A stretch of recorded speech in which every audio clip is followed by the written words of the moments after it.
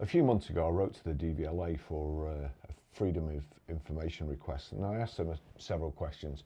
When I got the replies back, I thought they were being a little bit evasive, and I considered making a video about it, and then I kind of ummed and ahed and stopped.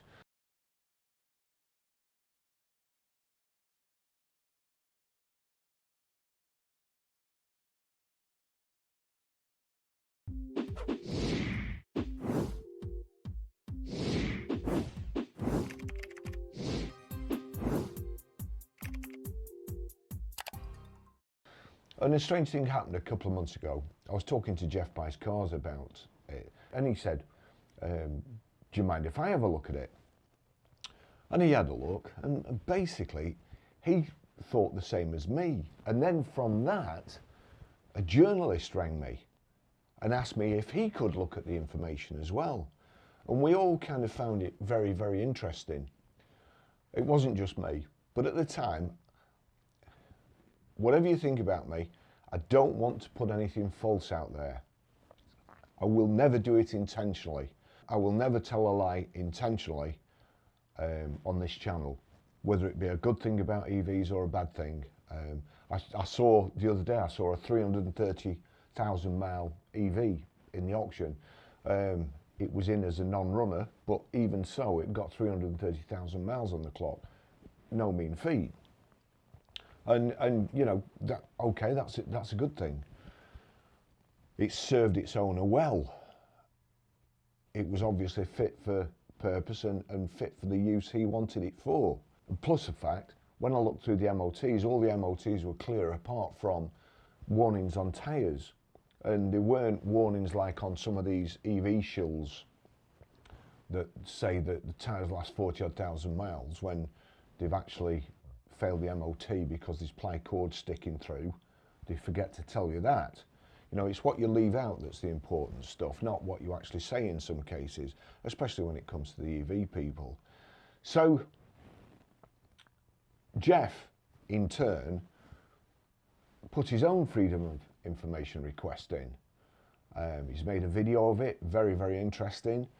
A lot depends on how you interpret statistics, which is why when these EV people say stuff, you can't really believe it. And I can understand if when I say something, because it appears that I don't like EVs, when I actually do, it appears that I have confirmation bias too.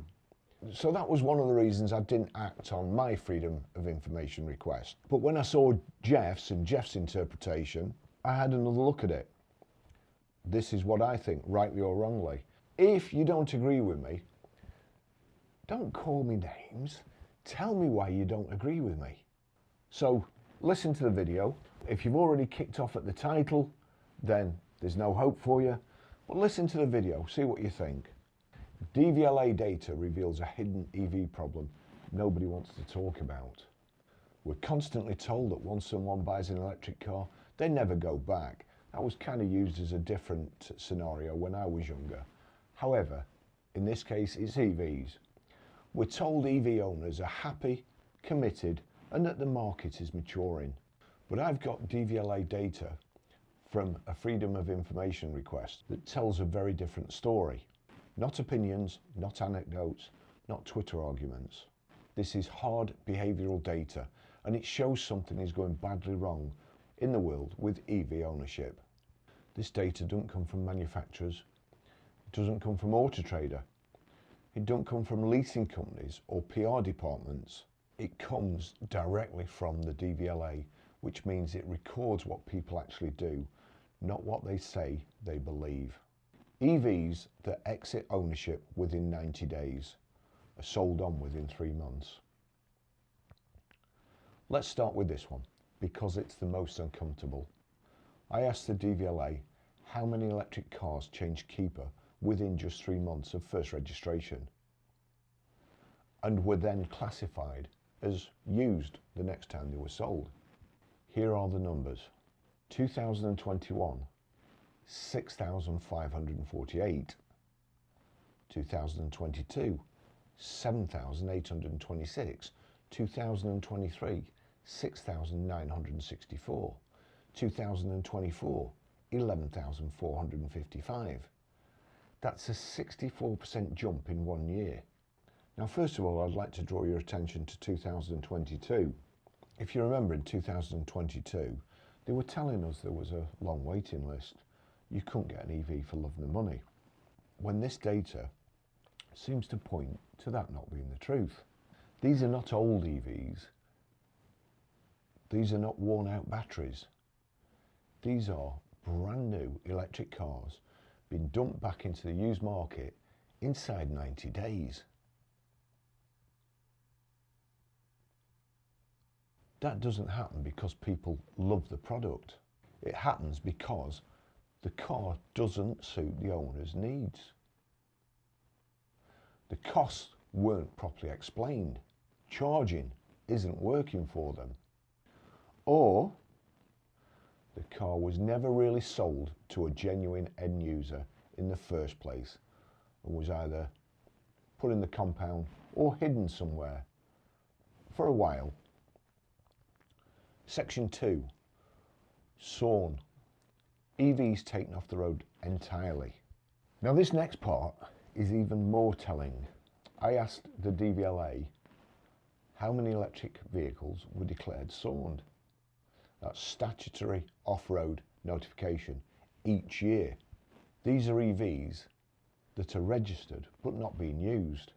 The numbers are 2021, 9,073, 2022, 10,792, 2023, 19,350, 2024, 30,686. Now let that sink in. In just 3 years, annual EV SORN declarations have more than tripled. And it's important to clarify, because this is the key, these figures are new SORN declarations created each year, not the total number that are already off the road. So it's not static, it's accelerating. That means thousands of EVs are being parked up because they're uneconomic to insure, taken off the road due to charging problems, battery problems. The owner's stuck in negative equity, and it's cheaper to pay the payments each month than it is to return it to the leasing company and have to pay a surcharge. EVs that are awaiting insurance decisions or simply not being used anymore. These EVs are not environmental wins. These are expensive assets sitting idle. Written off EVs. This is the insurance reality. And the part that nobody in the EV industry likes to talk about, write-offs. DVLA recorded scrapped EVs. And these are the ones that are actually recorded, not just bumped and then put in salvage auctions. 2021, 951. 2022, 2,090. 2023, 4,445. 2024, 6,752. That's a 7-fold increase in just 3 years. This aligns perfectly with what insurers already know. Battery damage equals total loss. Structural battery packs equals uneconomic repair. Minor impacts writing off expensive cars. Now here's a classic example in Burnt EVs UK, the Facebook forum. There's a picture on the right hand side of the underbelly of this Ford Mach-E. It's in need of a $30,000 repair because of that little gash there. My Mustang Mach-E 2023 hit a road hazard, was probably a small rock since all the damage is under the car. Small gash in the underlayment that caused loss of coolant. Got a park safely now message and the car went dead in my driveway. Had to tow it 180 miles to the dealer from Tahoe to Walnut Creek, California. Estimated repair cost $30,000. And when write-offs rise, insurance premiums follow. And when insurance rises, demand falls. Now here's the important part. These three things are happening all at the same time. Early ownership exits, EVs being taken off the road, EVs being written off, all of them spike hardest in 2024. That's not a coincidence, that's market stress. This vlog isn't about EV hate, it's about real ownership friction showing up in official records. The truth, what's actually happening. But what this data doesn't even show, and here's the kicker, this data still doesn't include manufacturer buybacks, dealer held SORN stock, not actually SORNed, but just in dealer stock. You don't have to SORN a vehicle, you just have to fill the yellow slip in to say it's at a dealer's, so then it doesn't have to be taxed. The previous owner, if there is any tax charge, gets the previous tax back. The dealer doesn't have to pay tax. All the not for sale listings, fleet churn hidden inside corporate registrations. So what we're seeing here is the visible part of the problem, not the whole thing. And the visible part of the problem is horrific. Electric vehicles absolutely work for some people. I've never said otherwise. I've had an old customer on to me this morning, an old friend, and I've advised her to buy an EV. Well, not buy an EV, get an EV on lease. There's a Vauxhall Frontera on everything electric. Now, you know I don't like the people at everything electric. I can't stand them. Too gobby by far. One-sided. But on their website, there is a Vauxhall Frontera for 1,400 quid down and £119 a month for 2 years.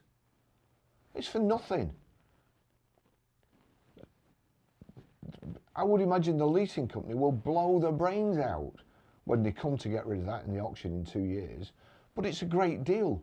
I'd probably have one. I'll tell you what I would have at the moment. I'd certainly have a ID Buzz. I like the Renault 5. I like the Renault 4. I like the Hyundai Inter. There may be a Citroen 2CV coming out. I'd love one. They would work for me even though I can't charge at home. But the idea that EV ownership is universally smooth, stable and settled simply doesn't survive contact with DVLA data. When thousands of brand new EVs are exiting ownership in weeks, tens of thousands are being taken off the road and write-offs are exploding. Literally, sometimes months later than they've had a crash. Something is fundamentally misaligned. And pretending otherwise helps nobody. I'd genuinely like to hear your thoughts on this, especially if you own an EV or if you sold one quickly. Why is this happening? Is it about poor selling, too much EV myth information given out by the EV shills, policy pressure, insurance, or simply pushing technology onto people it doesn't suit? Let me know in the comments, and if you want more DVLA level deep dives like this, please subscribe. Thanks for watching. See you in the next video. Bye bye.